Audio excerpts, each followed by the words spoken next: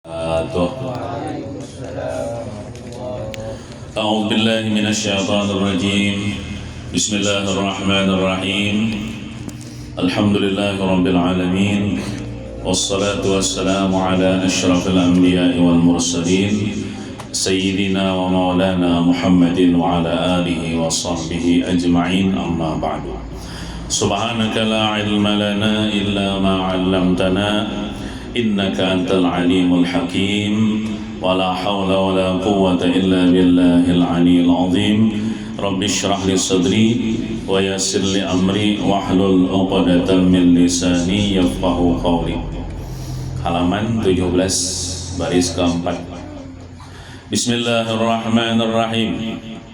Qala al-muallif hafizahullahu ta'ala wa nafa'na bihi wa bi jami' ulumihi fid darain amin. Haram qadha hajat. Maksudnya ada gawian nang apabila digawi kita dapat dosa ketika kita bahera apa kami. Maksud haram ini berdosa. Bila berdosa tuh mun kada bertobat dikubur disiksa. Nih kita hindari, jangan digawi nih. Haram berak tuh behira kencing bakami. Di mana? Di dalam masjid. Nah, apa juga? Nah, walaupun tidak mengotori masjid, seperti contohnya memakai wadah. Misalnya di masjid bahira tapi di dalam plastik. Kada kena lantai masjid, kada tetap haram. Apakan lagi di lantai masjid. Adapun kada basing aja, contohnya tacirit. Misalnya kada tahan lagi nih sakit parut. Nah, lalu tacirit misalnya. Nah, itu kada basing aja kan. Itu kada berdosa. Keluar daripada masjid, keluar ya. Jangan bagian di masjid, keluar daripada masjid. Cari WC, nah, basuh. Cuman salawarnya nangkana cirit tadi kan awal dibawa sembahyang najis. Nah, boleh kayak ke rumah tanpa saya. Nah, kami gitu juga dalam masjid, walaupun contohnya kadang mengotori masjid bersama botol, kepalanya dibuat dalam botol aqua. Kami dalam botol aqua, tapi dalam masjid tetap haram. Nah, jadi jangan kami jangan berak di masjid, haram hukumnya. Kadida jawabang ya kalau kita orang Islam ini kadida anak mengotori masjid itu kadida. Kemudian haram juga artinya berdosa nih. Berak kencing di atas kuburan. Nah, ini kuburan manusia lah, kuburan kucingnya kada apa-apa kalau. Kuburan manusia ini tetap dihormati. Karena inya manusia, karena inya umat Nabi Muhammad SAW, walaupun ia mati, kita kada boleh bahera bakami di kuburan. Walaupun misalnya sewaktu hidup orang nang mati itu pernah menampilin kita misalnya, atau saking sariknya lalu kuburan di kami kada boleh, kada boleh. Nah, mun baduduk di atas kuburan kan asa kurang adab juga lah. Kecuali misalnya tempatnya sempit, kita umpat ke kubur, umpat menghadiri orang menalkinkan kubur, hibak lawan kuburan. Kita nih bilang berduduk tuh tak duduk di kuburan aja kada apa-apa ya, karena darurat kan. Jangan bakami jangan behera di atas kuburan. Nang kita tahu itu kuburan. Lain misalnya kita kada tahu. Misalnya nesannya hilangan sudah di zaman 300 tahun yang lalu, misalnya di situ ada kuburan, hilangan sudah nesannya, kita kada tahu kan, kada apa-apa, kada berdosa. Nah, haram berak atau kencing menghadap atau membelakangi kiblat jika di tanah lapang. Maksud di tanah lapang tuh ada berdinding. Contoh di tanah lapang kayak di lapangan main bola tuh tanah lapang tuh. Misalnya contoh misalnya kiblat situ misalnya. Nah, menghadap ke situ bakami bahera udah boleh, haram. membelakangi kiblat misalnya berarti pada ke situ nah. Awak kita pada ke situ bakami behera berarti mah membelakangi kiblat kada boleh juga. Jadi kayak apa? Amun di tanah lapang tuh bakami behera bahadap ke selatan atau ke utara mun ke timur ke barat tuh jangan. Jangan amun menghiringi kiblat kada apa-apa. Indonesia kiblat situ kita kayak ini nah posisinya bakami behera kita di tanah lapang lah. Di tanah lapang nih banyak orang jangan jual lah kelihatan orang kena. Maksudnya di tanah lapang nih orangnya kadadaan juga kayak di tengah-tengah padang pasiran atau kayak di perumahan. Nah di perumahan misalnya ya kalau. Nah, jika di tanah lapang, adapun yang berdinding seperti WC atau jamban, kan jamban kita berdinding kan, atau WC berdinding ya kalau. Nah, maka itu makruh madhab kiblat kada haram kada.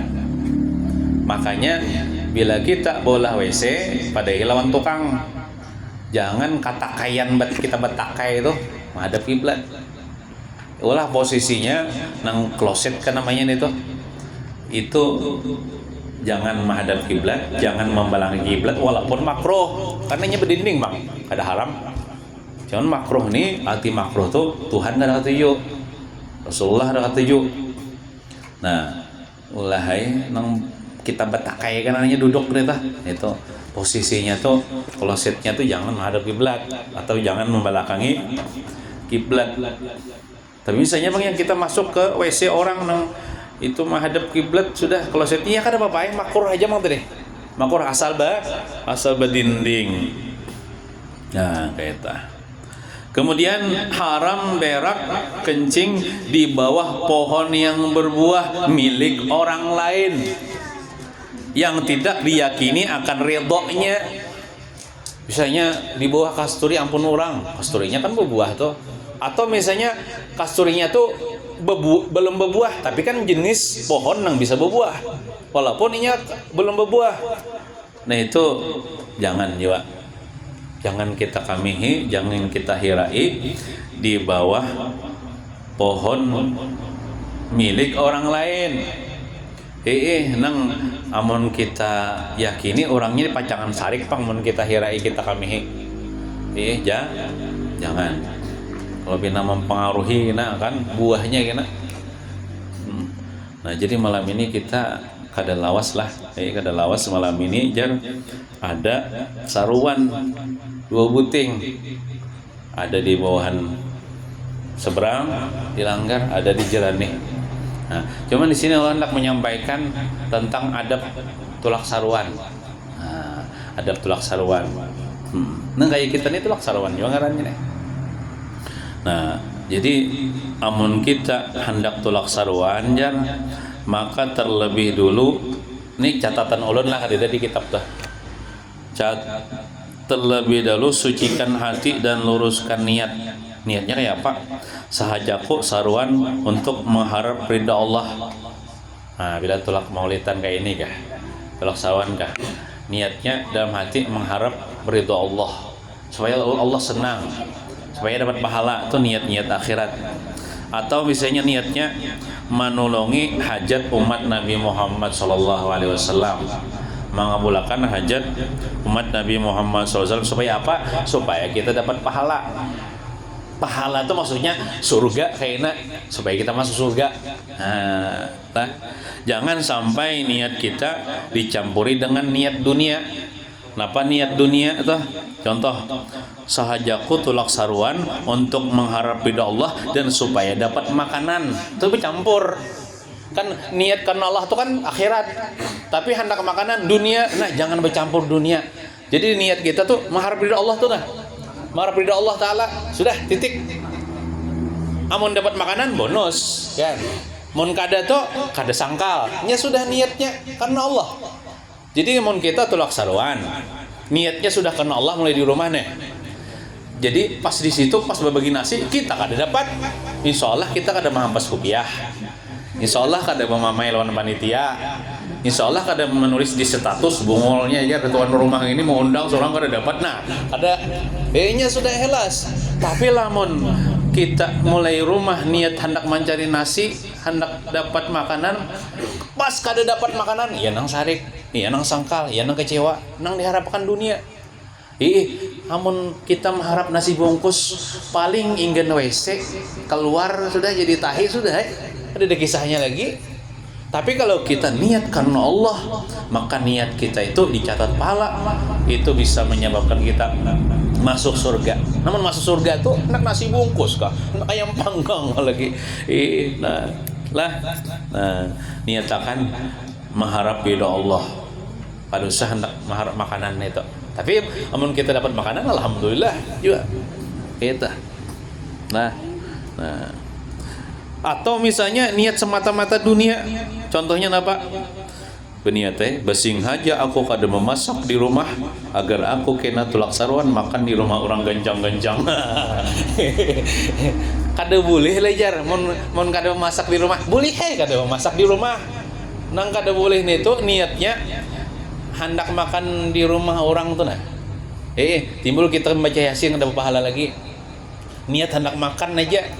Baca Yasin ada pahala lagi, baca Maulid ada pahala lagi, membaca salawat pahala ya bang lah. Membaca salawat ini walaupun kada ikhlas ya pahala juga. Nah, kemudian lagi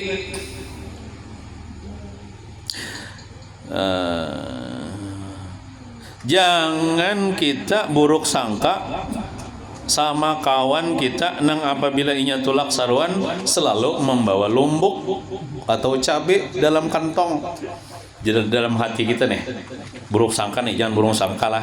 Contoh orang buruk sangka, jangan gini kada ikhlas selalu tulak sarwan membawa lombok, pasti dah inya hendak makan di rumah orang niatnya. Jangan, boleh kita lah buruk sangka. Misalnya kita ya kawan kita nih misalnya bawa lombok terus tulak sarwan nih. Dalam hati kita nih buruk sangka, boleh buruk sangka. Buruk sangka tuh, ini aja pasti kada ikhlas tulak sarwan apa hendak makan. Contohnya buktinya bawa lombok. Nah, kada boleh gitulah. Udah boleh buruk sangka. Nah, tapi batin kita atau hati kita wajib baik sangka lawan inya. Seperti ujar kita dalam hati, mungkin inya membawa lombok itu gasan bersedekah kena lawan orang nang makan di saluan. Nah, sang lombok bisa 3 ya lah. Nah, bersedekahnya. Gasan bersedekah mungkin inya.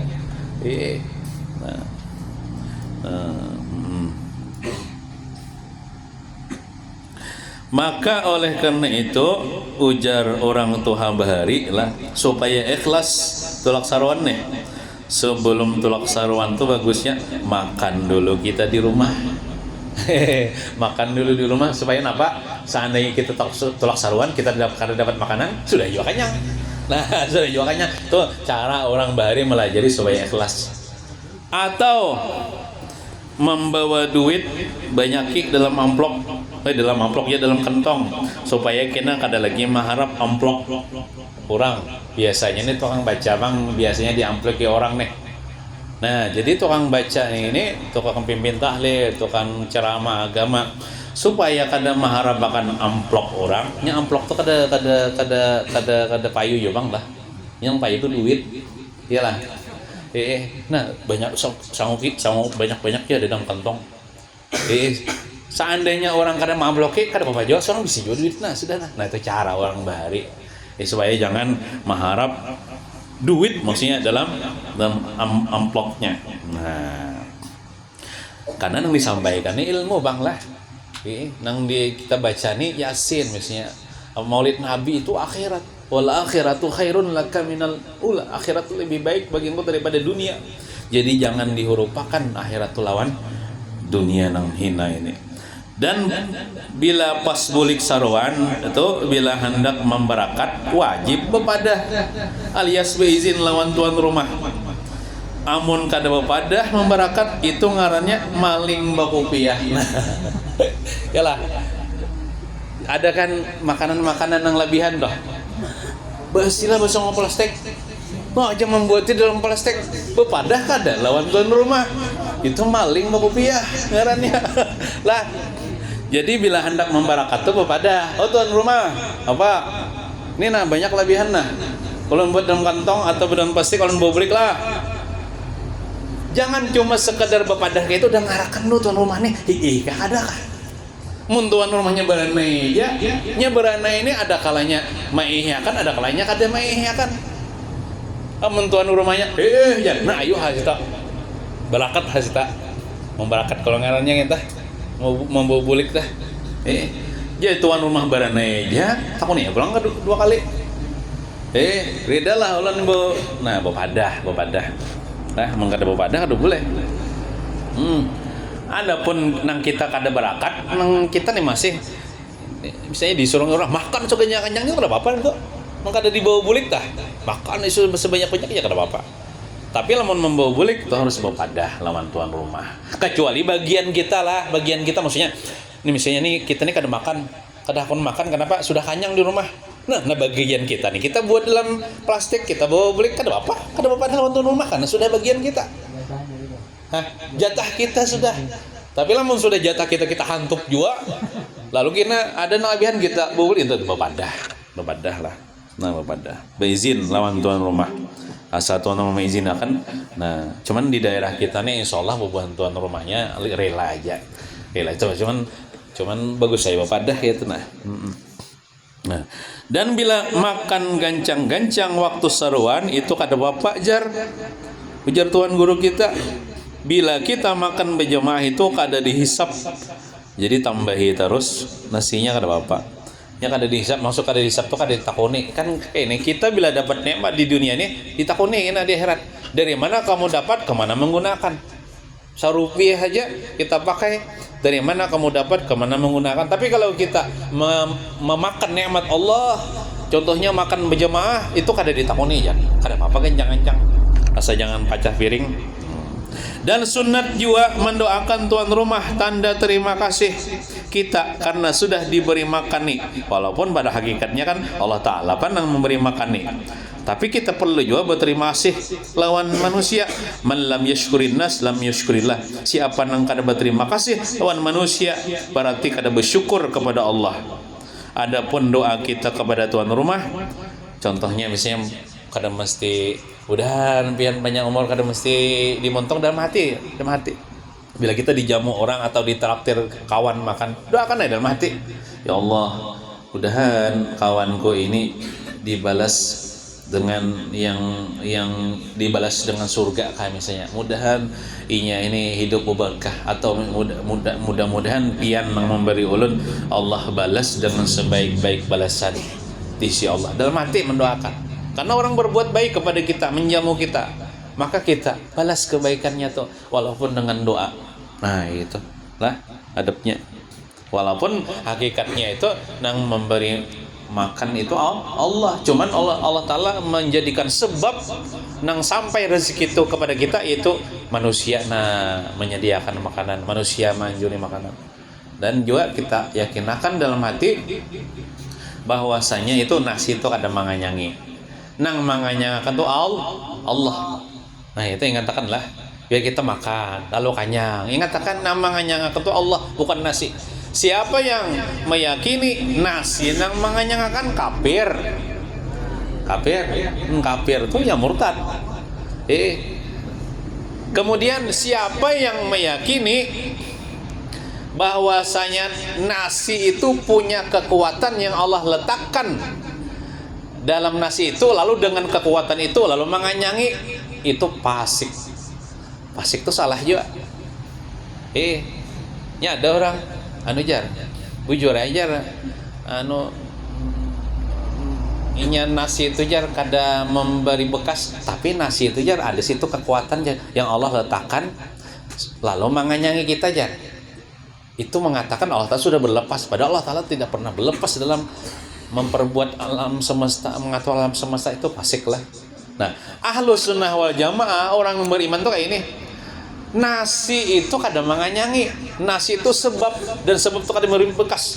Adapun yang memberikan kenyang Allah lah, yang menganyangkan itu Allah. Itu nah.